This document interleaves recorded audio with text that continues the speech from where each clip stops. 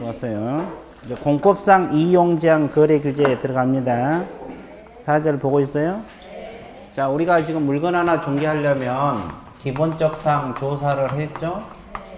그 다음에 두 번째가 권리관계, 세 번째가 공법상 이용제한 거래 규제 조사하라 그랬죠?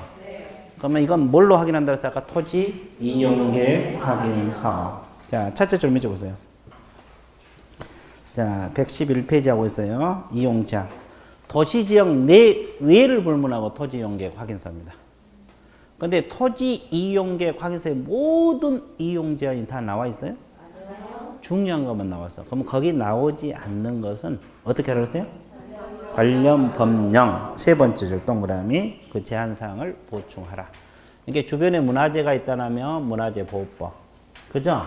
이런 걸 뒤져봐야 돼, 안 뒤져봐야 돼? 뒤져봐야 돼. 그래서 이제 제한사항이 있냐, 없냐, 이거 확인 들어가는 관련 법이 그 말이에요. 개념 잡았어요? 예, 그 정도만 해 놓으세요. 자, 뒷페이지 넘어가세요. 밑에는 볼 필요 없고. 그럼 이제 우리가 주로 공법상 이용제한 거래 규제에서 공부할 것이, 농지법 있어요? 예, 여러분들이 좋아하는 이 농지법 원래 어느 과목이에요? 공법이요. 그래서 공법상이 그거잖아요. 거래 규제. 그래서 이제 농지법 많이 했죠, 공법에서. 그렇죠. 그래서 이제 이 농지법에서 이제 우리는 그 중에서도 꼭 필요한 것만 공부하는 거예요. 실무와 관련된 것만. 그래서 이제 농지법상 거래에서 우리가 주로 다룬 것이 크게 네 가지. 농지, 소유, 상한제. 이거하고 그 다음에 또 하나가 농지, 취득, 자격 증명제. 이거 있고 그 다음에 또 하나가 농지의 이탁 경영이 있어 없어요? 위탁 경영에 있고 그 다음에 농지의 임대차가 있어요. 농지의 뭐다? 사용대차 있는데 사용대차는 우리가 안 다루니까 이제 임대차. 이것이 이제 네 가지가 우리 과목에서 이제 시험에 나와요. 이해되셨어요? 네. 그런데 이 중에서 가장 중요한 게 뭐라 그랬어요? 예, 농지증이 이제 그 중에 넷 중에서 중요하다가 찾은 다음에 이게 가장 중요해요, 사실은. 넷 다 시험에 나오지만 그 중에서 중요한 걸 골라라 하면 농지증인데, 농지 소유 상한제는 우리가 많이 해서 그냥 알죠? 자, 그 도표 보면 상속 농지 중에서 농사를 지었어, 안 지었어? 안 지었어. 그러면 얼마? 만 동그라미 이내. 만까지는 소유할 수 있어요. 그럼 8년 이상 농사 짓다가 뭘 했을 때? 이것도 얼마? 만. 그리고 주말 체험 용농 얼마? 1,000. 그러면 이걸 약칭해서 우리가 뭐라 그래요? 그렇죠. 만천입니다. 근데 주의할 것은 미만이에요, 여기는. 미만 동그라미. 이내가 아니라. 그러니까 위에 것은 만까지 가능하는데 주말 체험은 1,000 아니라 1,000 미만. 1,000이 안 들어가. 그리고 세대원 각각이요, 전부. 부부 같으면 합산해서 1,000이에요. 각각 1,000은 2,000이 되보잖아요. 그거. 그래서 이 농지 소유 상한제 딱 세 글자로 공부하는 방법이 뭐라 했어요? 만천. 이렇게 공부하면 돼요. 어떻게 한다? 만천. 이렇게 간단해요. 그죠? 이제 이 정도만 알고 있으면 되고. 그 다음에 농지 취득 자격 증명제. 이게 가장 중요하다 그랬죠? 그래서 이제 그 교재를 보세요. 발급 신청은 농지를 처리한 농지 소재지관을 시구 읍면장입니다. 읍면장 동그라미. 농지를 취득할 때는 원칙적으로 농지증이 있어야 돼, 없어야 돼? 있어요. 자, 원칙은 이제 어디서 발급하냐? 시구 읍면장입니다. 읍면장 동그라미 쳤어요? 그러면 그 밑에다가 적어. 군수 아니라고. 군수 X입니다. 대부분 우리가 공부하다 보면 시장 군수 구청장이 나오잖아요. 여기는 뭐가 나와요? 읍면장이 나와요. 그것만 좀 주의. 자, 법적 성격도 간혹가다 시험에 나와요. 자, 첫째 줄 적으세요. 농지증은 농지는 공적 증명행위다. 공적 증명행위란 말 동그라미. 이러한 규정은 강행규에서 농지증 물권 변동 후 효력 발생 요건이다. 물권 변동 후 효력 발생 요건 몇 줄 봤어요? 그 밑에다 적어. 법률행위 효력 발생 요건은 아니에요. 그러니까 농지증이 없어도 계약은 성립이 돼. 등기가 안 되는 거예요. 물권 변동 후 효력 요건이지 법률행위 효력 발생 요건은 아니라는 거. 법률행위 효력 발생 요건은 아니라는 거예요. 그 다음에 등기할 때 필요하다. 뭐 할 때 필요하다? 등기할 때 필요하다는 것까지 알고 있으면 돼요. 개념 잡았어요? 네. 그 다음에 여기서 이제 들어가 볼게요. 이제 그 동그라미 3번 있어요? 네. 이게 가장 중요해요. 별표 치세요. 이게 도표 있는 걸 다 머릿속에 넣어야 되는데 몇 개 되지도 않아요. 이게 넣기는 되게 쉬운데 괜히 어렵게 느껴. 자, 농지를 매매로 취득할 때 농지증이 있어야 돼, 없어야 돼? 있어야 돼요. 교환은? 있어야 돼요. 증여는? 있어야 돼요. 그럼 내가 어디 동그라미 쳤어요? 증여. 왜? 토지거래 허가하고 비교해서. 그럼 아까 우리가 배울 때 허가증은 토지거래 허가하고에서 없어도 되죠? 네. 증여는? 아니, 증여는 허가증 없어도 돼요. 무상이니까. 그럼 농지증은 있어야 돼, 없어야 돼? 있어야 돼요. 헷갈리니까 동그라미 칠한 거예요. 네. 증여는 여기서는 있어야 돼. 그 다음에 판결도 있어야 되고 경매 동그라미. 그럼 경매는 또 왜 동그라미 쳐야 돼요? 똑같이. 허가증하고 비교해서. 아까 경매는 허가증 없어도 되죠? 네. 농지증은 있어야 돼. 그럼 농지를 경매로 살 때는 언제까지 농지증을 제출해야 돼요? 매각 결정기일. 그 결정 동그라미. 매각 기일이 아니라 매각 결정기일까지. 농지증 제출해야 돼요. 안 하면 불허가 나버려요. 이날까지 농지증 제출하지 않으면 불허가 난다고. 됐어요? 네. 그럼 공매도 농지증이 있어야 돼, 없어야 돼? 있어야 돼요. 있어야 되죠? 네. 자, 그럼 이제 그 마지막만 놓고 농지증을 요하지 않는 것들이 오른쪽에 많아요, 적어요? 많아요. 국가나 지방자치단체 가 있어요? 네. 가 동그라미.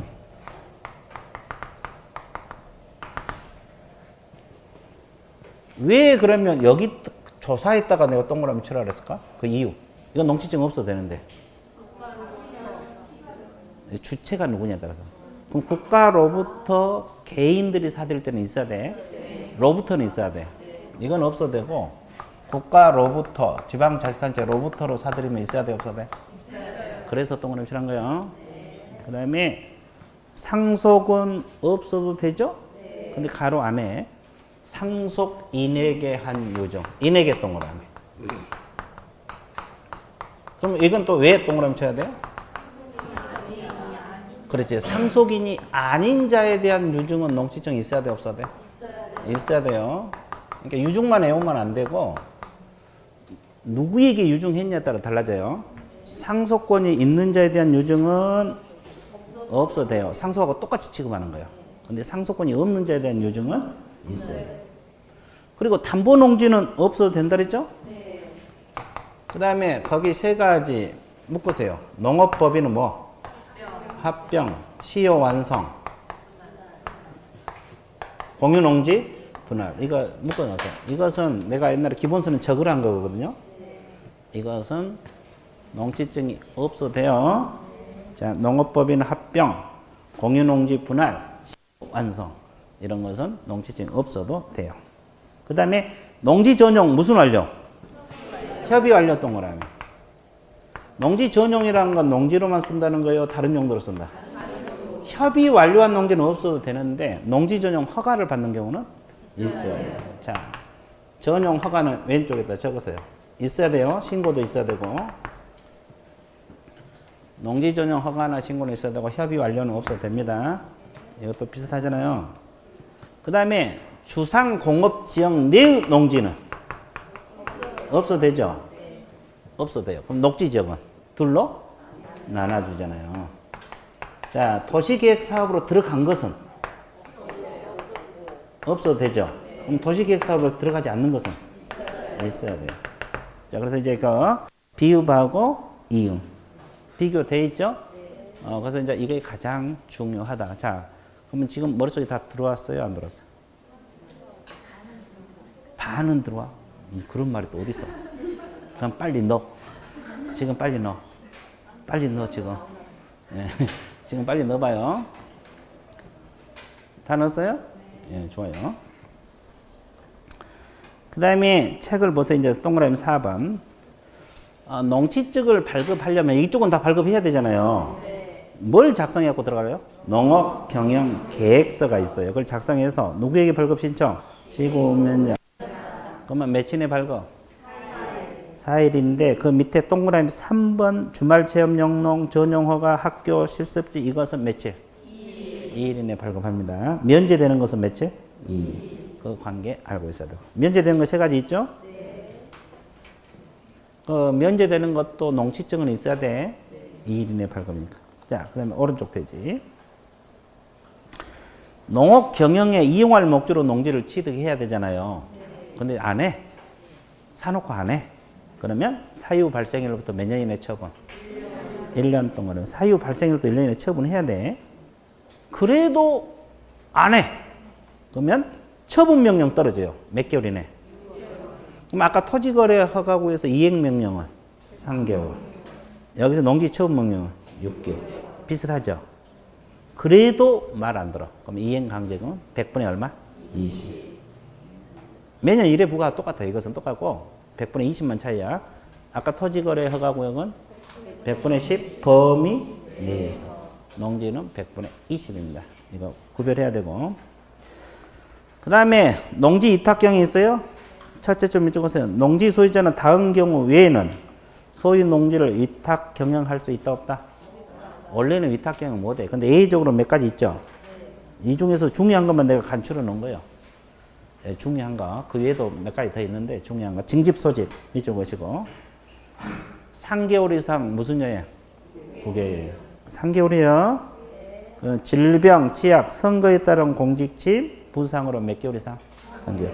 이런 경우는 예외적으로 위탁 경영이 가능하다. 개념 잡았어요? 자, 알고 있어야 돼. 그 다음에 농지 임대차 첫째 좀 적으세요. 다음 어느 하나에 해당하는 경우 외에는 농지를 임대하거나 사용대할 수 있다 없다? 없다. 근데 예외적으로 가능한 것이 국가 등의 소유 농지를 임대하거나 사용대하는 경우는 가능해요. 그리고 농지 이용 증진 사업 시행 계획 따라 농지를 임대하거나 사용대하는 건 가능해요. 질병, 징집, 치약, 선거에 따른 공직취임 등 있어요 없어요? 있어요. 자, 그래서 이런 것은 예외적으로 위탁경이 가능하다.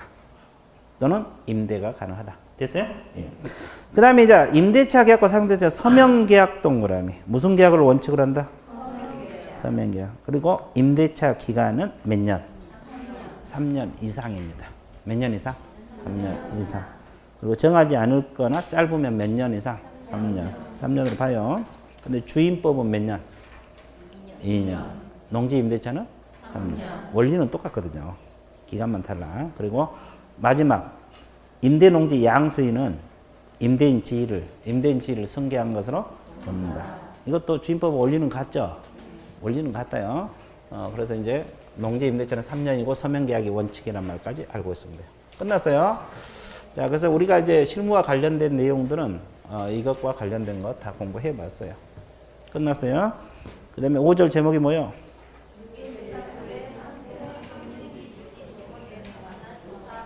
그렇지.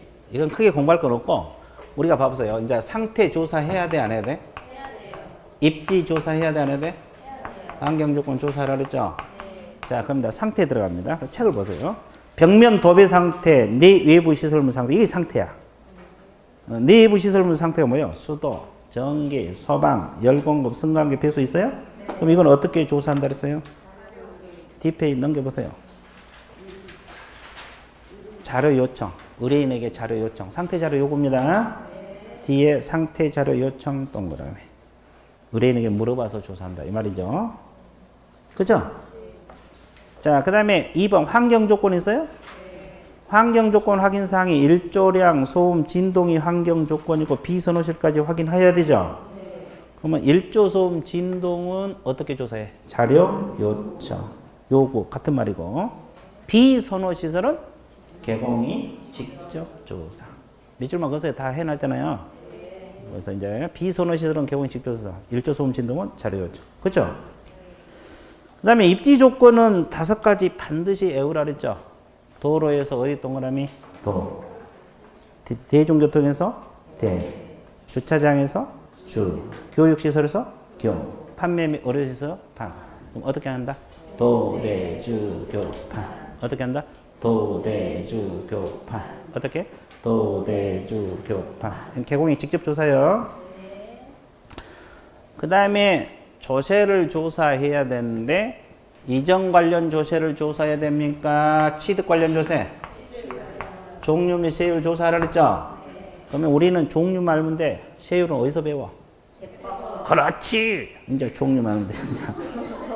두 번째 좀 읽어보세요. 취득세, 지방교육세는 어쨌든 인지세와 같이. 얘가 종류, 세율은 세법에서 나오니까 매치시키면 돼요. 그리고 이제 마지막으로 조사할 거이 거래, 예전 금액. 그러면 예전 금액은 딱 두 가지만 하면 돼. 누가 산정한 금액이요?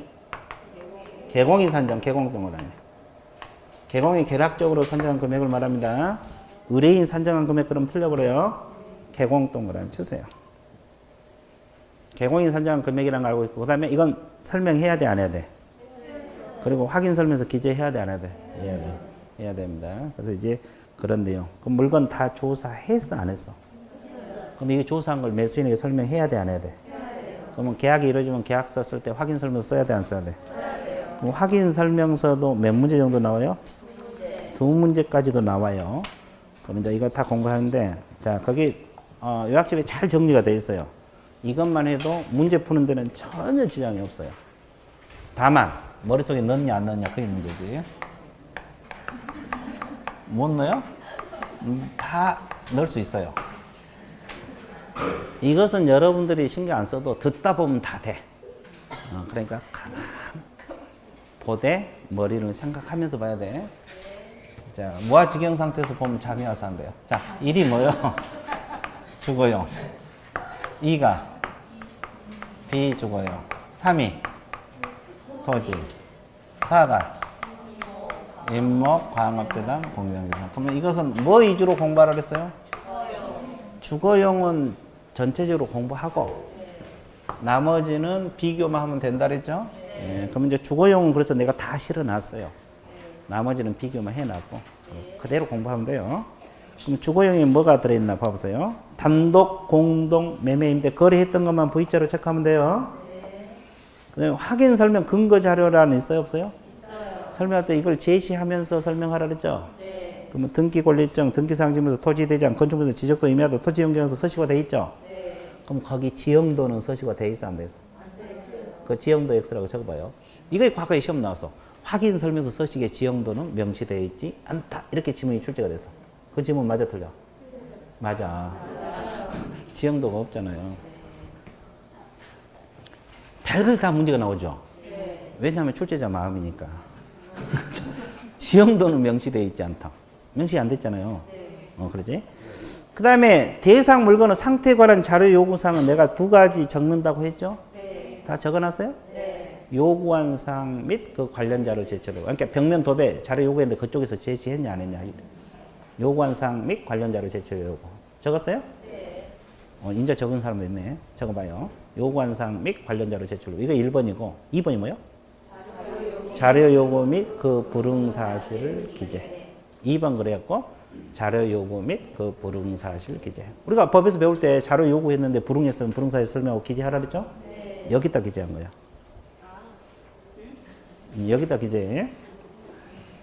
이제 생각났어요? 적어놨어요? 자, 그러면 요즘 들어서 시험이 거기 1번, 로마자 1번에 개공 기본 확인 사항이 있어요? 네. 이거 시험에 자주 나와요. 가장 자주 나온 거 이거예요. 기본 확인 사항이 뭐고, 세부 확인 사항이 뭐고, 그죠? 네. 자, 뒤에 세부 확인 사항이 있어요. 그리고 세 번째가 중개 보수 등에 관한 사항. 그러면 딱 보니까 기본 사항이 많아요? 세부 사항이 많아요? 기본 사항이 많죠? 그러면 기본 사항을 외울래요? 세부 사항 외울래요? 이걸 외운 게 빠르겠죠? 보수는 하나밖에 안 되니까 신경 안 써도 되고, 기본이 훨씬 많아요. 그러니까 세부를 외우고 세부가 아닌 건 다 기본 확인 사항으로 넣으면 되지. 그러면 세부 확인 사항의 그 뒷페이지 보면은 9번, 10번, 11, 12 있어요? 순서 바꿀게요. 왜 바꿔야 되냐면 우리가 벽수 1, 익숙하게 만들었어요? 안 만들었어요? 만들었어요. 이게 세부 확인 사항이야. 그리고 이제 9번이 미공식 원리야. 그럼 적게요. 벽이 뭐요? 벽면 도배, 수가, 수도전기가 1위, 일조량 소음진, 미공식 원리야. 그러면 이제 이 벽수 일미는 또 외워놨는데 실제 권리 관계 이렇게 나온 게 또 뭔 소리인지 몰라. 실제 권리가 뭐요? 미공식 권리를 말한 거야. 9번. 그리고 이 일조량 진동의 환경 조건을 말한 거고, 그 다음에 수도, 전기, 가스가 내 외부 시설물 상태를 말하죠? 이건 말 그대로 벽면 도배를 말하죠? 자, 1조랑 외워놨는데 또 환경조건이라는 게 뭔 소리인지 모르고 틀려보면 안 돼. 자, 이런 것은 전부 다 기본이다, 세부다? 세부. 그러니까 벽수, 일미가 세부. 그러면 여기에 나와 있지 않는 건 전부 다 뭐예요? 기본. 그럼 예를 들어 볼게요. 미공식 권리는 세부잖아요. 그럼 등기부에 나온 권리는 여기 없죠? 기본이야. 1조 소음 진동까지는 세부야. 근데 비선호시설은 기본에 들어가요. 여기 없어요. 여기는 1조 소음 진동까지 환경요건 들어가요. 그러죠? 그리고 뭐 조세랄지 거래 예정 금액, 이용 제한 거래 규제, 표시 전부 다 기본이야. 여기 없는 것도. 개념 잡았어요? 그러니까 세부 확인 사항은 벽, 수, 일, 미 이렇게 외워보세요. 외에는 전부 기본이다.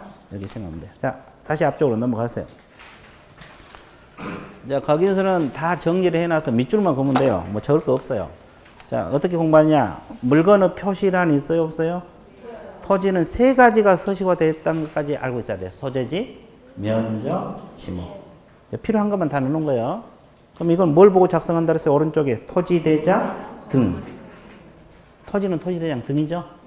자, 건축물은 전용 면적입니다. 대지 지분, 중원인도, 용도 구조, 방향 동그라미. 자, 이방 건축물 동그라미, 내진 설계, 내진 능력 있어요? 이건 다 어디가 들어있어? 물건의 표시, 건축물 표시를 안에 들어있죠? 이건 뭘 보고 적어? 건축물, 대장, 등까지 넣어야 돼. 방향은 대장이 안 나오잖아요. 그리고 내진 능력, 내진 설계 적용 여부도 요즘 사이트에서 제공을 하고 있어요. 그런 데서 확인해야지 대장이 아직 기재가 안 돼요. 그 다음에 권리관계에서 등기부 기재사항이 있어요? 오른쪽 뭘 보고 확인한다? 등기상 증명서. 몇 줄만 그으세요. 그러면 토지 이용계 공법상 이용제한 거래 규제 있어요? 그 건폐율 상한, 용적률 상한은 토지 이용계획 확인서요? 시군조래요? 오른쪽 시군조래 몇 줄만 그으시고. 그리고 도시군 계획시설 지구단위 계획 그 밖에 도시군 관리 계획이 있어요? 이건 개공이 확인하여 기재.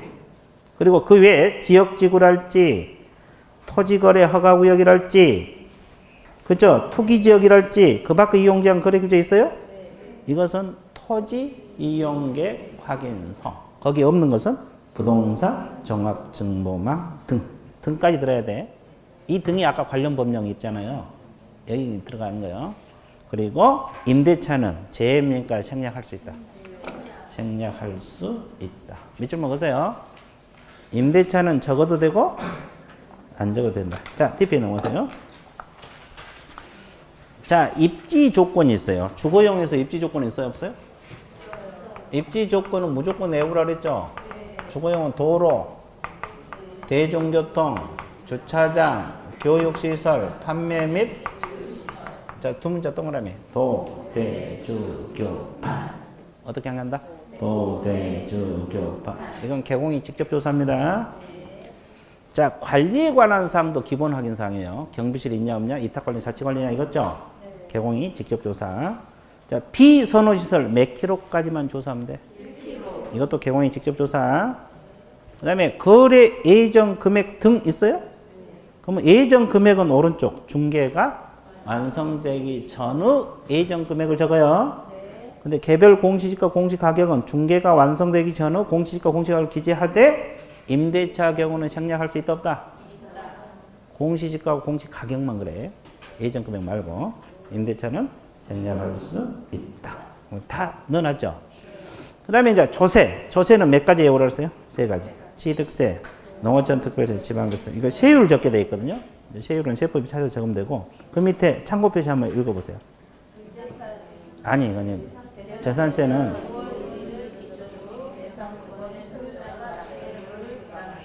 이것은 딱 서식에 인쇄가 돼 있어. 그런 내용이 있다는 건 알고 있어야 돼. 이해됐어요? 예. 그리고 이제 이것은 뭘 보고 적었냐? 중개가 완성되기는 지방세법 내용을 보고 적는다 그러죠? 근데 임대차는 생략이에요, 제외요? 그러면 여기가 다 기본 확인사항이야. 8가지. 됐어요? 예. 세부 확인사항. 실제 권리 관계는 법정 지상권, 유치권, 주택임대차를 적게 돼 있죠? 네. 그렇죠? 네. 그리고 공시되지 않는 물건의 권리는 토지에 부착된 조각물 정원 수를 적게 돼 있어. 그러면 이건 어떻게 확인해 적어요? 매도인이 고지한 사항을 확인하여 기재. 나와 있어요? 적었습니까? 자, 그 다음에 내 외부 시설물 상태, 수도, 전기, 가스, 소방 몇 적으세요? 주거용 건축물 소방은 단독 경보용 감지기 설치 여부를 적게 돼 있어요. 근데 무엇은 제외된다? 아파트는 제외됩니다. 일반 주택만 적게 돼 있어요. 단독 경보용 감지기 설치되냐 안 되냐. 이거 난방 방식 연료 공급 승강기 비해서 그 밖의 시설물. 이건 자료 요구 사항이라 그랬죠? 그리고 벽면 도배도 자료 요구라 그랬죠? 환경 조건은 일조 소음 진동도 자료 요구라 그랬죠? 예, 이 세 가지는 다 자료 요구. 우리가 말한 벽수 1입니다. 개념 잡았어요? 이런 건 다 세부 확인 사항에 들어가요. 자, 오른쪽 3번 보수 등에 관한 사항이 있어요. 자, 맨 오른쪽 작성 방법만 보면 돼요. 자, 중개보수 실비는 협의하여, 협의 동그라미, 결정한 금액을 기재하되, 협의하여 결정한 금액을 기재하되, 중개보수는 뭘 기준으로? 거래 예정 금액을 기준으로 계산하고, 산출 내역은 거래 예정 금액 곱하기 요율. 됐어요? 네, 이렇게 기재하고. 그 다음에 부가가치세, 이게 중요한데, 별도로 청구할 수 있어, 없어? 포함된 게 아니에요. 부가가치세는 별도로 청구할 수 있다, 없다? 있다. 그거. 그리고 이제 밑에, 매도인, 매수인 인적사항 적고 서명 및이라 그랬어요. 또는 개공소공은 및. 개공소공은 및. 알고 있어야 돼. 자, 그러면 주거용 건축물에 어떤 내용이 들어있는가는 지금 머릿속에 다 들어온 상태죠? 예, 좋아요. 아, 그러면 하나 빠졌는데 아까 그 등기부 기재사항에서 권리관계 적게 돼 있잖아요. 근저당은 뭐만 적으면 될까? 채권 최고액만 적어요. 실체 목에 조사에서 적은 게 아니에요. 근저당은 채권 최고액만 적게 돼 있어요. 자, 그 다음에 이제 그 2번 확인 설명서 비교해 놨죠? 117페이지. 그럼 이제 그 근거 자료는 냈다 다 있어, 없어? 있어. 똑같아요. 자, TP 118페이지 넘어가 보세요. 그 다음에 기본항에서 물건의 표시도 내용만 다르지 냈다 다 있어, 없어? 있죠. 권리관계 등기부 기재사항 냈다 다 있어, 없어? 안 적을 수가 없지, 어느 서식이든. 그 다음에 이용제한 거래규제 어디만 있어요? 토지까지 있잖아요. 자, 주거용 있고 비주거용 있고 어디까지? 토지. 인목만 없어요. 이용 제한은 토지까지 있다는 거. 그 다음에 입지 조건이 가장 중요한 별표 치세요. 자, 주거용은 도, 대, 주, 교, 파. 비주거용은 도, 주까지만 있어요. 토지는 도, 대까지만 있어요. 없는 걸 뭐라 그래? 땡. 그럽니다. 자, 이건 무조건 외워야 돼. 자, 어떻게 한다? 도대주, 교파. 도대주, 도대, 땡. 이렇게 암기하는 거야. 자, 다시 한번 시작. 도대주, 교파. 도대주, 도대, 땡. 오, 좋았어요. 되게 쉽죠? 자, 그 다음에 관리에 관한 사항은 억지로 안 외워도 되죠? 건물에만 있어. 경비실이 있냐 없냐, 이탁관리냐. 그러니까 주거용하고 어디? 비주거용. 이런 건 생각하면 나와요. 경비실이 있냐 없냐 이것은 건물에만 있을 테니까 굳이 안 외워도 생각하면 나오고. 그 다음에 비선호시설이 별표 쳐서 이건 또 무조건 외워야 돼. 입지조건하고 비선호시설 이런 거 무조건 외워야 되는데, 비선호시설은 주거용하고 어디? 토지만 있어요. 이건 오로지 주거용하고 어디? 토지. 오로지 주거용하고 어디? 토지. 그리고 거래 예정 금액은 냈다 다 있어. 조세도 칼같이 국가에서 받아가죠. 냈다 다 있을 수밖에 없어. 그리고 실제 권리 관계도 권리는 냈다 다 있어. 등기부에 나오든 안 나오든. 그럼 내 외부 시설물 상태는 수도, 전기, 가스 이런 걸 말하죠. 그럼 이걸 안 외우더라도 어디만 있겠어요? 건축물에만 있을 거 아니에요. 아니, 토지나 인목에가 뭐 수도, 전기 있을 리가 없잖아요. 이런 거 생각하면 돼요. 근데 주의할 것은 소방. 주거용은 아까 단독 경보용 감지기죠? 비주거용 소방은 소화전하고 비상배. 그 동그라미 쳤어요. 이게 좀 특이해요. 같은 소방인데 주거용은 단독 경보용 감지기, 비주거용은 소화전하고 비상배. 됐어요? 그 그리고 벽면 도배도 생각하면 나오죠? 그러면 주거용은 벽면 도배 둘 다 있겠어 없겠어요? 그러니까 비주거용은 도배가 없는 벽면만 있죠? 나머지는 없어. 그 다음에 환경 조건은 별표 쳐야 돼요. 환경 조건. 이것은 이제 외워야 되겠죠? 환경 조건은 일조량하고 소음하고 진동이잖아요. 근데 오로지 어디만 있어요? 주거용만 있어요. 오로지 주거용. 온리 주거용. 온리 주거용. 됐어요? 그리고 이제 보수는 냈다 다 있겠어 없겠어? 인적상도 냈다 다 있겠죠? 그러면 서식 완벽하게 정리된 거예요. 그러면 이거 뭐 공부할 것도 없네. 세 가지만 외우면 돼. 입지 조건하고 비선호시설하고 환경. 이거 세 가지 외우고 부수적으로 이제 이용 제한나 이것까지만 외우면 되는데 나머지는 생각하면 나오니까. 그렇죠? 그래서 이 세 가지 다시 정리할게요. 입지 조건은 도대주 교파 도대주 도대 땡. 자, 그리고 비선호시설은 주거용하고 토지. 주거용하고 토지. 그리고 환경 조건은 오로지 주거용만 있어요. 일조소음 진동. 다른 데는 없어. 비주거용도 없고 토지도 없어요. 그리고 이제 추가로 공부할 건 이용 제한 거래 규제는 토지까지만. 됐어요? 예, 나머지는 없고. 그래서 이제 나머지는 생각하면 대충 나올 거고. 그래서 이제 서식은 완벽 정리가 된 거예요. 그럼 이제 확인 설명서 서식 관련 문제가 나오면 맞춰야 돼, 틀려야 돼? 그냥 맞춰만 주면 돼요. 그냥 맞춰요, 쉽다고? 쉽다고 생각하고 맞추면 돼요. 아주 좋습니다. 끝났어요. 끝. 그 다음에 이제 3장 판매 경영 활동은 뭐, 이건 3, 4년에 걸쳐 문제 한 문제 나올까 말까 해요. 그러니까 이건 읽어보시고. 그 다음에 그 122페이지 거래계약서 주의사항하고 그 매매계약서 필요적 기재사항들이 있어 없어요? 이것도 그냥 한번 읽어보세요. 이해됐어요? 예, 그럼 이제 125표 개별적 중개실무. 이제 이쪽이 또 의외로 중요합니다. 자, 개별적 중개실무 한번 봐드릴게요. 자, 125페이지 보고 있어요? 네. 자, 소유권 이전 등기 관련 실무 있어요? 네. 이건 기간만 알면 되는데 쌍무계약, 즉 매매 같은 경우는 반대급부 이행이 완료된 날부터 며칠? 60일. 자, 반대급부 이행 완료된 날 동그라미 60일 동그라미 두 가지.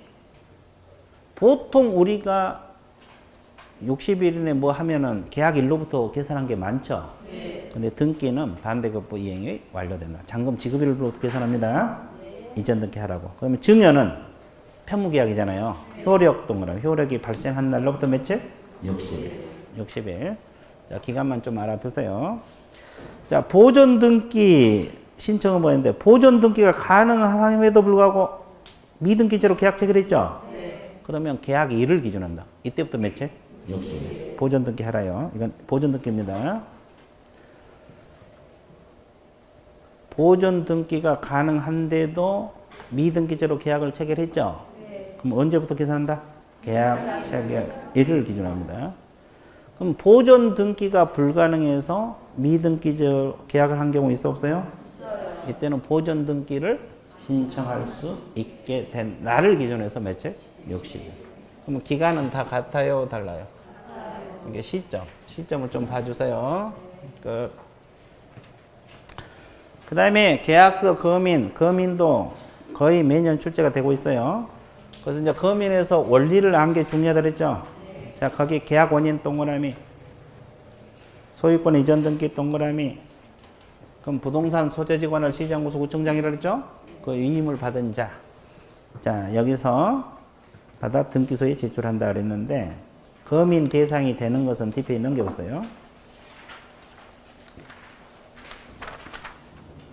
뒷페이지 도표 있어요? 거민 대상이 되는 것은 원리를 알고 접근하라 그랬죠?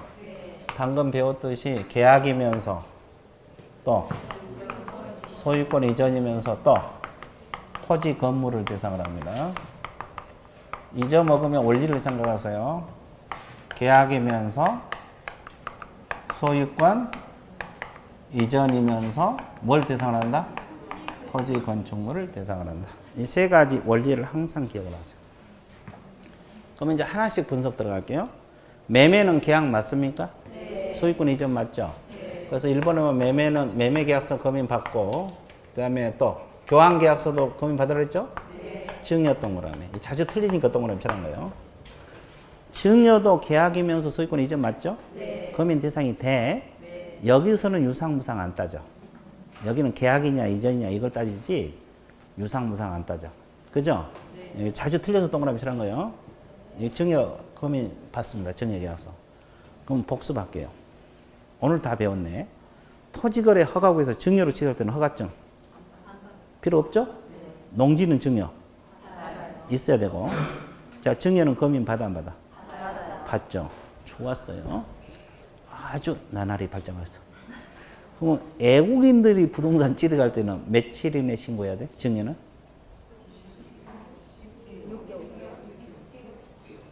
다시 물어볼게요. 증여는 계약이에요? 아니에요? 그럼 며칠? 그럼 또 60일 나오네. 증여는 계약이잖아요.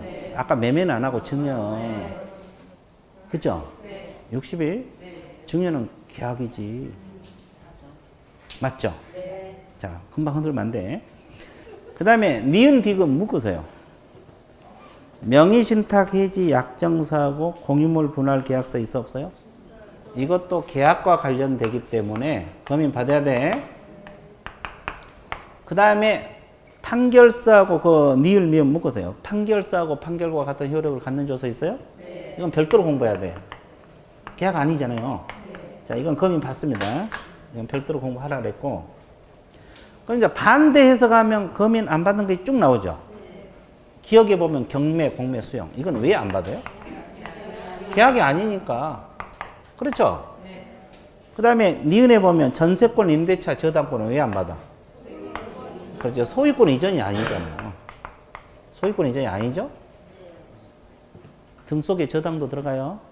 저당권 적어 놓으세요. 자, 거래 당사 일방이나 쌍방이 국가나 지방자치단체는 받아 안 받아? 왜 그러냐면 검인권자는 누구야? 아까 시장군수? 구청장이거든요. 근데 국가가 뭐 검인 받는 게 아니고. 그 다음에 토지거래 허가증 교부받거나 신고필증 교부받은 건 왜 안 받아? 의제. 검인을 받은 것으로 의제. 그러면 임목광업재단 공연 왜 안 받아? 토지 건물이 아니니까. 매매계약서도 안 받아 이것은. 토지 건물이 아니니까. 됐어요? 그래서 이제 원리를 알고 접근하면 돼요. 그 다음에 책 보세요. 검인권자는 누구라 그랬어요? 부동산 소재지. 주소지가 아니라 부동산 소재지. 시장구소장. 여기서 이임을 받는 자는 누구요?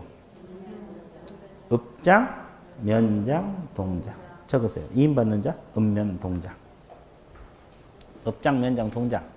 그러면 시장군수 구청장이 읍면, 동장의 검인 권한을 이임했죠. 그러면 그 뜻을 등기소장에 알려줘야 돼, 안 알려야 돼? 통지만 해주면 돼요.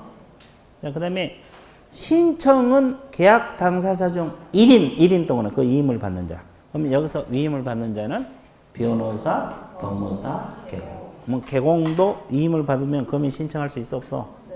의무는 아니에요. 위임 받아서 할 수 있는 거지. 자, 검인 절차 한번 보세요. 그러면 검인 받으러 갈 때 뭘 가지고 와야 돼? 이 계약서는 뭐라고 표현해요? 원본. 판결서는 정본. 그리고 사본 몇 통? 두 통. 그럽니다. 그래서 이제 원본, 정본하고 사본 두 통이 그런 뜻이고. 그죠?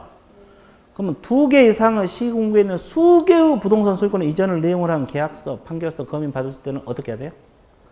한 군데에서 한 개 시군구를 관할하는 시장에 검인을 신청하여야 한다, 할 수 있다? 할 수 있다, 동그라미. 원칙은 부동산 소지니까 각 시장구소구청장 쫓아다녀야 되잖아요. 불필요하니까 한 군데에서 검인을 신청할 수 있다, 없다? 있다. 그 말이에요. 자, 그 다음에 검인 신청 들어갔잖아요. 그럼 검인권자가 검인을 할 때는 계약 실질적 내용까지 확인해요, 안 해요?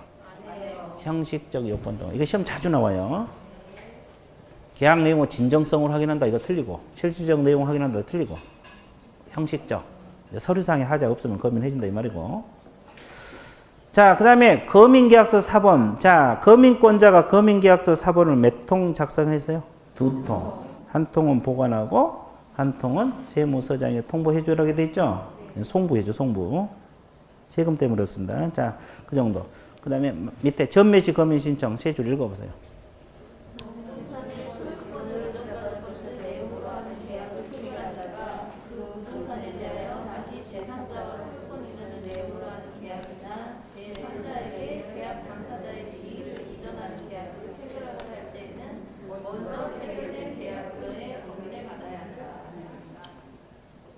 먼저 체결된 계약서 검인받는 이 지문이 핵심이에요. 전매할 때 그거 동그라미 쳐서요. 그럼 이걸 위반하면 몇 년하고 몇 년? 1년하고 3천.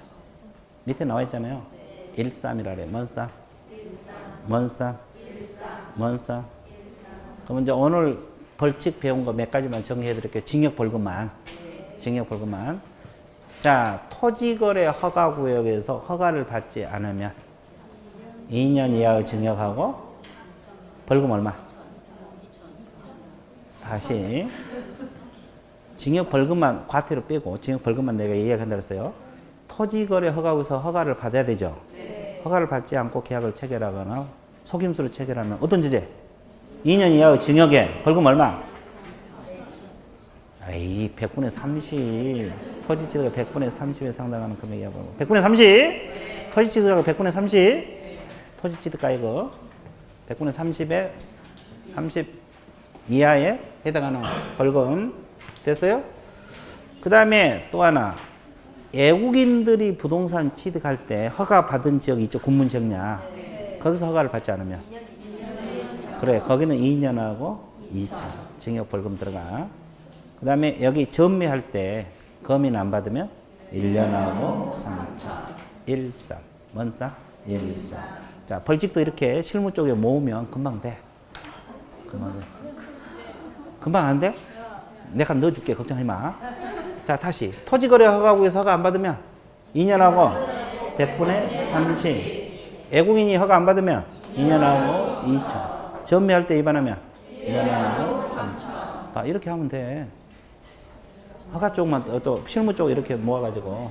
그럼 한 번만 더 연습할게요. 허가 안 받으면 2년하고 그렇죠. 외국인이 허가 안 받으면 2년하고 2천. 전매할 때 검인 신청 위반하면 그래 13. 자 그렇게 연습하면 돼요. 되게 쉽죠. 자 그 다음에 127페이지 검인계약서 필요적 기재사항이 있어요. 자 이것은 뭐하고 비교해서 공부를 써요. 거래계약서. 기억나? 그러면 이 검인계약서 필요적 기재사항 법적 근거는 어디서 나와? 부동산 등기 특별조치법. 그 필요적 기재사항 밑에다가 적어. 부동산 등기 특별조치법이 법적 근거예요. 부동산 등기 특별조치법. 검인계약서 필요적 기재사항 밑에다가 적었어요? 부동산 등기 특별조치법이 법적 근거예요. 그거 앞에서도 했어. 기억나? 앞에서 어디서 했냐면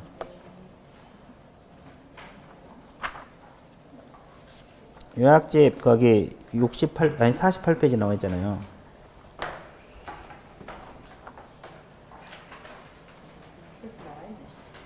48페이지 그거 비교해놨어 안 해놨어? 해놨어요. 그거요 그거. 이제 이거 검인계약과 그 거래계약서 같이 비교하라고 앞에서 그때 다 했죠? 다 했어. 왜 또 나와? 근데 이제 거기 있는지도 몰라. 기억 안 되는 건 내가 이해를 하겠어. 근데 거기 나온지 안 나온지도 몰라. 신기하죠? 그러니까 그 한두 번 봐서는 돼 안 돼? 그럼 오늘 요약집 했잖아요. 이제 요약집은 이제 범위를 자꾸 읽어야 돼. 그래서 보통 그 수험생들이 점수 좀 나온 사람들은 30번 읽었느니 20번 읽었는데 그래. 한 두 번 읽어놓고 이거 안 나온다 그래. 그 사람 입장에서 뭐라 하겠어요? 웃기다 그러겠잖아요. 자기는 30번 읽었는데 이제 두 번 읽어놓고 많이 했다고 막 그러면 아 그래 안 그래? 그래갖고 점수 나오기를 바라고 있으니 그죠? 그러니까 틈은 나면 이거 금방 읽어요. 처음 할 때는 한 하루 정도 걸릴까? 하루 좀 중개사법 투자한다 가자. 아예 중개사법 오늘 마음 잡고 해야 되겠다 그랬대. 근데 이제 두 번, 세 번 읽으면 이제 4시간, 5시간, 2시간, 1시간, 1시간에도 끌을 수 있어요. 그러니까 30번이 나오지. 어떻게 30번이 나오겠어요? 이해됐어요? 예. 그렇게 이제 자꾸 익숙하게 만들어 놓으면 나중에는 딱 이 페이지를 보면 딱 머릿속에 대충 다 나올 거예요. 공부 많이 해놓으면 그래요. 이 페이지 보면 거민 그러면 다 됐네. 그렇잖아요. 예, 이제 그 관계가 와야 돼. 많이 읽으면 그렇게 돼. 그러면 점수가 안 나올 수가 없지. 100점 나와요. 실수를 하나 틀리면 91.5.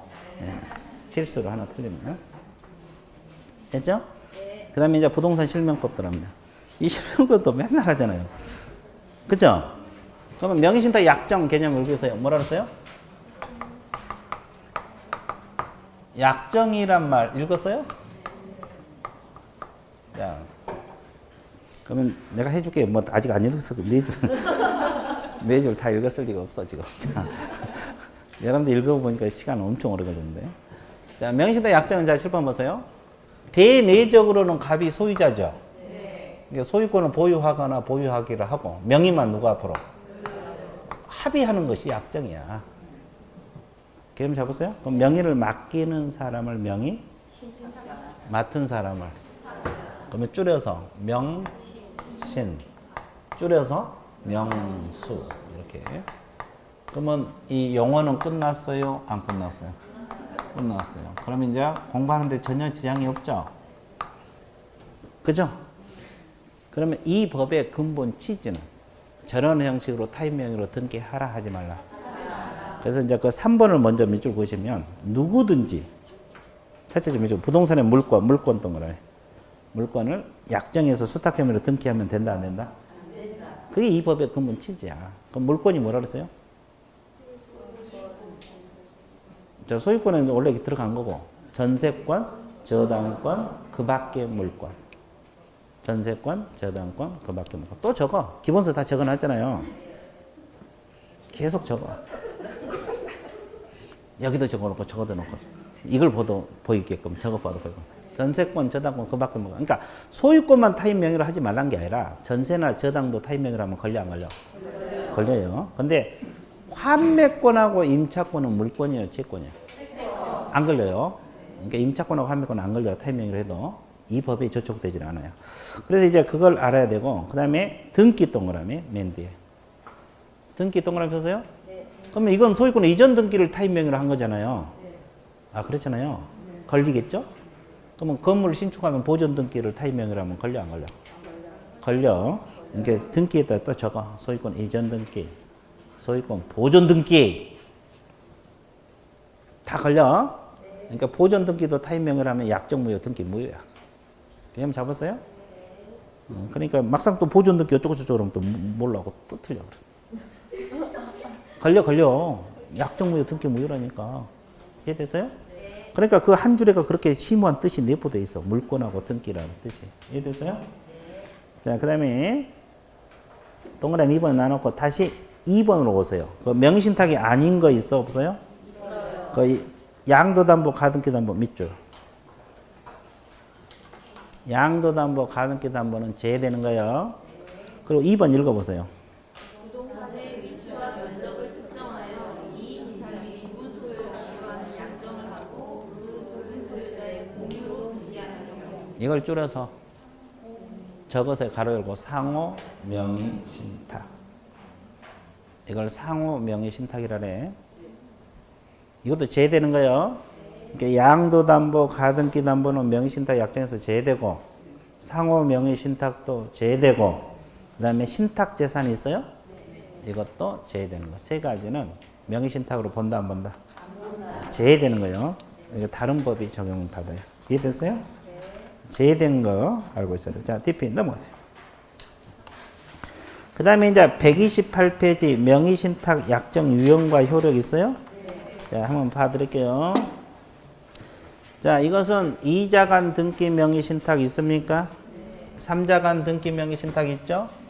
계약 명의신탁 있죠? 자, 2자간 이거요. 지금 칠판에 적힌 거 2자간인데 이렇게 한 거 2자간이라고.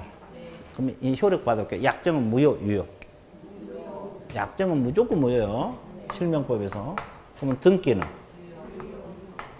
무효, 유효? 유무. 어? 무효. 아, 실명법 약정무효 등기부 다 무효지. 누가 유효라고 큰 소리 하는데 누구라고 이야기 안 했어. 그렇죠. 다 알아. 약정무효 등기 무효죠. 그럼 소유권이 가백에 복귀하죠? 근데 을이 명의를 맡고 있다가 제3자에게 팔아먹을 수도 있어 없어? 그럼 제3자 병은 소유권 취득합니까? 못합니까? 하죠. 그럼 소유권 취득하는데 선의인 경우만 취득한다 그랬어요. 선악 불문. 명의신탁 사실을 알고 사는 것도 취득해요. 그죠? 그래서 이제 법에서 뭐라 하냐면 약정무효, 등기무효를 가지고 제3자에게 대항한다 못한다. 소유권을 되찾아갈 수가 없다 이 말이에요. 이렇게 개념 잡았어요? 네. 근데 이 매매가 무효가 될 수도 있어 없어? 어떤 경우? 이 사람이 배임행위에 적극 가담해서 거듭 요청해갖고 사는 경우 이건 반사회질서 위반으로 무효가 될 수도 있어 없어? 그 외에는 알고 샀더라도 소유권 취득. 개념 잡았어요? 네. 그 말이다. 그래서 이 자가는 끝났어요. 자, 책 봐볼게요. 효력 한번 볼게요. 신탁자하고 수탁간의 약정하고 등기는 둘 다 뭐라 그랬어요? 봐, 약정무효, 등기무효 거기 나와 있어, 안 나와 있어? 무효 동그라미. A에서 무효. 따라서 소유권은 누구에게 복귀한다? 신탁자. 나와 있죠? 그러면 C, 수탁자가 제3자의 처음에 행령죄가 성립된다고 했죠? 아직까지는 행령죄로 보세요. 이건 바뀔 거예요, 아닌 걸로. 이자간만 지금. 근데 이건 앞으로 바뀔 거라고. 아직까지는 행령죄고. 그 다음에 약정무효, 등기무효는 제3자에게 대항한다, 못한다? 선악불문. 거기 나와 있어, 안 나와 있어? 나와서 병은 완전하게 소유권 취득. 다 나와 있잖아요. 그럼 3자간 등기명의서는 들어가 있어요. 3자간이 이거잖아요. 자, 칠판 봐봐요. 3자간 등기명의신탁 칠판 보고 있어요? 갑이라는 사람을 무슨 소유자? 원소유자. 그러면 재미없으니까 내가 뭐라 했어요? 다시 시작? 원소유자. 좋았어요. 원소유자. 근데 이 사람이 팔아먹었어요. 누구에게 팔아먹었어요? 을. 매도인, 매소인. 그럼 둘이 매매가 있었어, 없었어? 그럼 이렇게 이전 등기 해야 되는데, 을이 자기 앞으로 등기하고 싶어요? 하기 싫어요? 그래서 명의 신탁을 합니다. 그러면 병에게 명의를 맡아달라. 명의 수탁자. 그럼 둘이 합의했어, 안 했어? 했어요. 그러면 이 약정은 무효입니까? 유효입니까? 무효. 됐어요? 네. 그래서 이제 등기가 이렇게 넘어왔거든요. 원래는 이렇게 갔다 이렇게 와야 되잖아요. 네. 그래서 중간 형량개혁 명의신탁이라는 말을 써요. 네. 그럼 이 등기는? 무효, 유효? 무효. 약정무효, 등기 무효라니까. 실명법은 다 무효예요. 그럼 소유권이 어디로 볼게요? 그렇죠. 원소유권 바뀌어요. 등기 무효니까. 그러면 을이 직접 병을 상대로 말소 등기 청구해요? 누구를 대의해서? 갑을 대의해서 말소 등기 청구하면 등기가 복귀가 될 거 아니에요. 그럼 이 매매 자체는 무효, 유효? 유효. 그러니까 그때서 이제 소유권 이전 등기 청구를 행사해서 되찾아올 수 있어, 없어? 절차가 그래. 그러면 이 사람도 마찬가지. 겉으로는 병이 소유자잖아요. 네. 그러면 제3자, 여기는 3자가 정이 되겠죠? 네. 제3자 정에게 팔아 먹어봤어요. 그러면 소유권 취득해요? 네. 취득합니다. 똑같아요. 선악 불문이죠? 네. 그러면 여기는 횡령으로 봐, 안 봐? 왜 안 봐요? 횡령죄 객체는 타인의 재물이거든요. 네. 근데 이거 등기가 무효니까 나무 것을 보관하고 있다고 볼 수는 없다. 그러니까 횡령이 안 된다는 게 판례야. 원래 이거 횡령으로 봤거든요, 저것처럼. 근데 이게 바뀌었어요. 그러니까 저것도 앞으로 바뀔 거예요. 이해됐어요? 그러니까 이거는 횡령죄가 안 돼. 그러면 횡령죄가 안 된다는 거 줄여서? 그렇지. 아주 좋았어요. 그런 비정상적인 잘 알아. 아주 좋았어요. 됐어요? 자, 밑줄 그어드릴게요. 그 3자간 등기 명의 신탁 있어요? 그 니은 효력 보세요. 신탁자하고 수탁의 약정하고 등기는 둘 다 뭐라 했어요? 무효. 그러니까 이 약정도 무효, 등기도 무효. 따라서 소유권은 누구에게 기속한다? 원소유자. 매도인에 기속한다고 나와 있죠? 그리고 원소유자고 매수인. 갑하고 월 사이에 매매계약은 유효, 무효? 유효. 나와 있잖아요. 그러면 수탁자가 제3자에 처분하더라도 횡령죄가 성립한다, 안 한다? 안 한다 그랬어요. 판례가 바뀌어서 그래. 그리고 약정무효, 등기무효는 제3자에게 대행한다, 못한다? 선악불문. 그렇게 다 나와 있어, 안 나와 있어? 신기하게 다 나와 있잖아. 먼기하게? 신기하게 다 나와 있어. 자, 그 다음에 3번 무슨 명의신탁? 계약명의신탁 들어갈게요. 자, 계약명의신탁이 시험에 자주 나와. 계약명의신탁이 대부분, 뭐 이것도 자주 나오는데 계약명의신탁이 더 자주 나와요. 그러죠? 잘 볼게요. 계약명의신탁은 갑이 아까 뭐라 했어요? 무슨 소유자? 자, 어떻게 한다? 그렇지. 이양 한 번 더 시작. 좋았어요. 이거 더 멋있네. 좋아. 원소유자. 자, 그러면 팔아먹었어요. 누구에게 팔아먹었을 것 같아요? 왜 갑이 나오면 보통 을이 나온다 그랬는데 병에게 팔아먹었을까? 아니, 매도자 마음이라고 했지. 매도자 마음이라고 했어요. 그러면 정상 거래입니까? 아닙니까? 그죠? 사고 팔고 등기도 뭐 정상 거래죠? 근데 왜 명의신탁으로 봐? 을이? 그래, 여기서 숨어있단 말이 나와야 돼요. 어디에 숨어있어요? 그래, 장독대에 숨어서 뭘 대줬어요?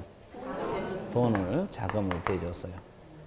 그러면 이 사람이 명의신탁자고 이 사람이 명의수탁자. 그럼 매수인하고 수탁자는 같은 사람이죠?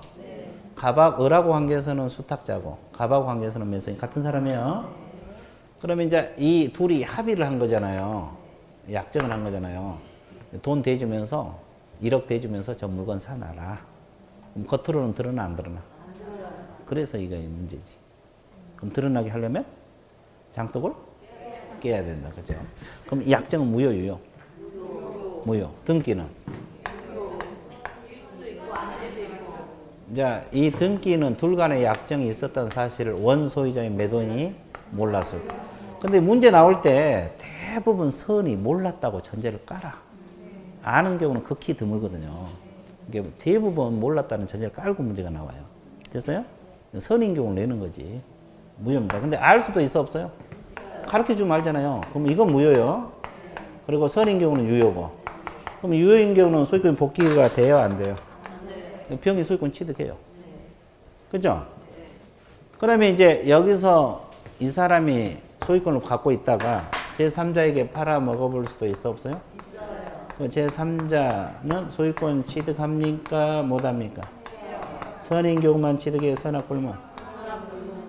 그러면 이 사람 처분한 걸 횡령죄로 봐, 안 봐? 둘 다? 선악불문 안 봐? 안 봅니다. 그러면 선인 경우는 왜 안 보겠어요? 자기 거니까. 자기 물건 팔아먹었으니까. 유효니까. 그러면 무효인 경우는 왜 안 봐요? 왼쪽하고 똑같죠? 이거 무효니까 남은 물건을 보관하고 있어. 본다, 안 본다? 그거 똑같은 원리가. 그래서 무조건 횡령으로 보지 않아요. 개념 잡았어요? 그럼 여기서 하나만 이제 더 해둘게요. 계약명의신탁에서 이 사람이 1억 주고 물건을 사놓으라 그랬잖아요, 지금. 근데 지금 20억이 됐어요. 가격이 올라가지고. 그러면 이 부동산 자체를 부당이득으로 반환 청구할까, 을이? 아니면 매수 자금 1억은 부당이득 반환 청구할까? 매수 자금? 실명법 이후에는 매수 자금이야. 근데 실명법 시행되기 전에, 그러니까 실명법이 95년도인가 시행됐으니까 한 80년도에 1억 대주면 사놔라 할 수도 있잖아요. 그런 경우는 부동산 자체를 부당이득으로 반환해야 돼요. 왜 그러냐면 그 당시에는 이 법이 없을 때는 판례에서 명의신탁을 유효로 봤어요. 여기서 약정을 유효로 봤다고. 그래서 그런 거예요. 근데 그것까지는 구체적으로 나오지는 잘 안 할 거예요. 그건 깊은 문제잖아요. 그래서 이제 그런데 실명법 이후에는 무조건 매수 자금이고, 근데 그것까지 혹시 나오면 이전에 실명이 이루어진 거는 부동산 자체입니다. 개념 잡았어요? 자, 그러면 책 한번 보세요. 효력 한번 볼게요. 선인 경우 나와 있어요? 계약명의신탁에서 니은 효력이 있어요? 여기는 악인은 안 써놓고 선인 경우만 써놓은 거예요. 그래서 가로 안에 선인 경우 이렇게 나와 있죠. 대부분 선의로 깔고 들어가니까. 자, A 보세요. 신탁자하고 수탁자의 약정은 뭐예요? 약정은 무조건 셋 다 무효예요. 약정은 무조건 무효예요.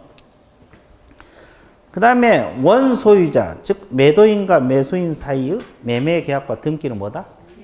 유효. 선인 경우 매매도 유효, 등기도 유효. 맞죠? 그 다음에 소유권은 명의 신탁자에 기속하지 않고 누구 소유로 돼요?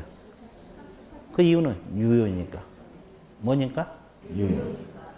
그 수탁자가 제3자에 처분해도 횡령죄가 된다 안 된다? 둘 다 안 된다 그랬어요. 그 다음에 약정무효, 등기무효는 제3자에게 대항한다 못한다? 못한다. 그랬고 그 다음에 신탁자는 수탁자에게 명의신탁 약정 해지를 이유로 이전 등기를 청구할 수 없다. 맞죠? 근데 부당이득은 가능하다고 나와있죠? 그러니까 왜 명의신탁 해지를 이유로 청구는 안 돼? 무효니까. 약정 자체가 무효니까. 그렇습니다. 그 다음에 주의사항 있어요? 읽어보세요. 시행 이전 동그라미. 이 법 시행 이전에 명의신탁이 있죠?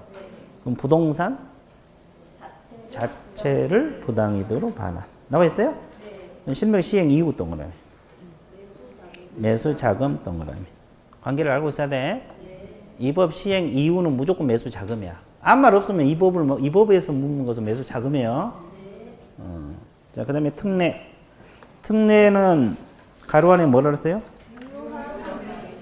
종중 배우자 종교단체입니다. 그 종중이 보유한 부동산 물건을 종중 외자 명의로 등기한 경우 있어 없어요?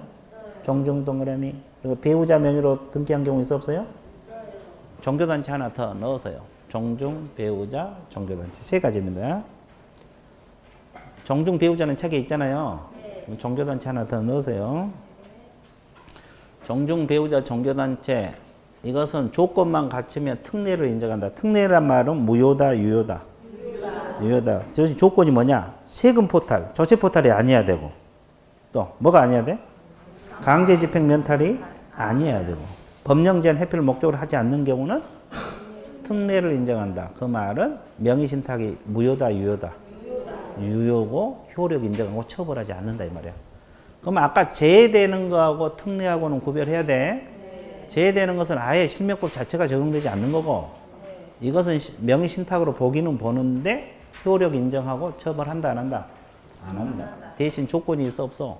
있어. 조세 포탈이 아니어야 되고 강제 집행 면탈이 아니어야 되고 법령 제한 회피를 목적으로 하지 않을 때만 특례를 인정해. 개념 잡았어요? 예, 그래서 종중 배우자 종교단 이건 특례입니다. 그 다음에 우리 과목은 벌칙도 시험 자주 나와요? 안 나와요? 나와요. 그래서 벌칙 봐드릴게요. 자, 칠판 봐보세요.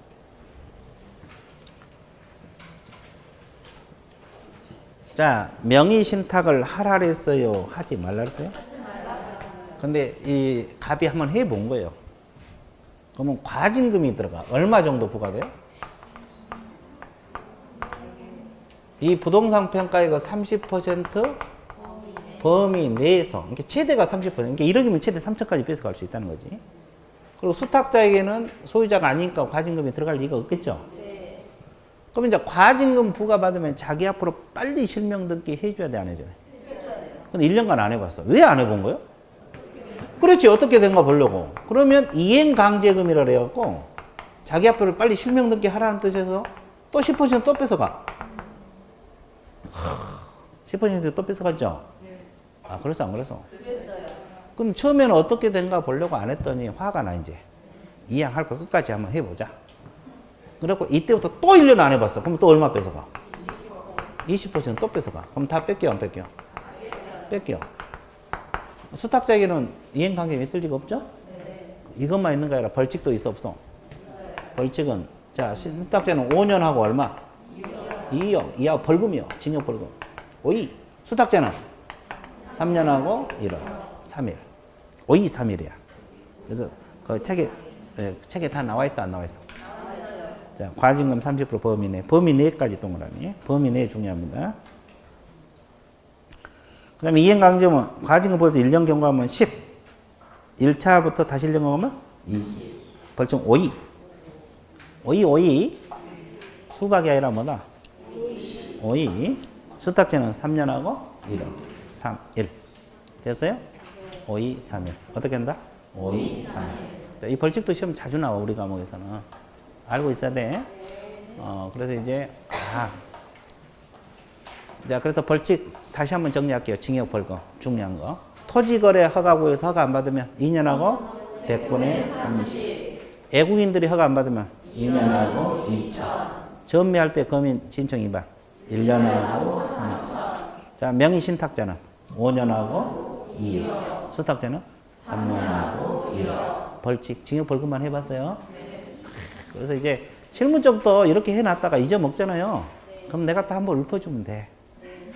아니, 읊어주면 기억이 돼. 이렇게 한번 이렇게 여러 군데 합해가지고. 됐어요? 그래서 이제 실명거. 오늘은 여기까지 할게요. 경공매 이것은 문제 풀 때 서서히 할게요. 이해됐어요? 지금 급하게 해봤자 빨리 들어오진 않을 거고. 그래서 이제 3주 동안 뭐가요? 당연히 시험은 나오지. 그러니까 오늘 오후에 나오지. 그냥 풀어. 점수에 영향. 시험 보고 그때 강의 들어도 돼. 이해됐어요? 그럼. 그리고 그 기간 프린트 있잖아요. 이건 잘 활용하시고. 그래서 이제 요약집은 이걸로 끝내고 다음 주에도 문제집 가져오고 이것도 같이 가져와야 돼. 요약집하고 문제집. 이해됐어요? 어차피 이건 찾아봐야 되니까 같이 가져오시면 돼요.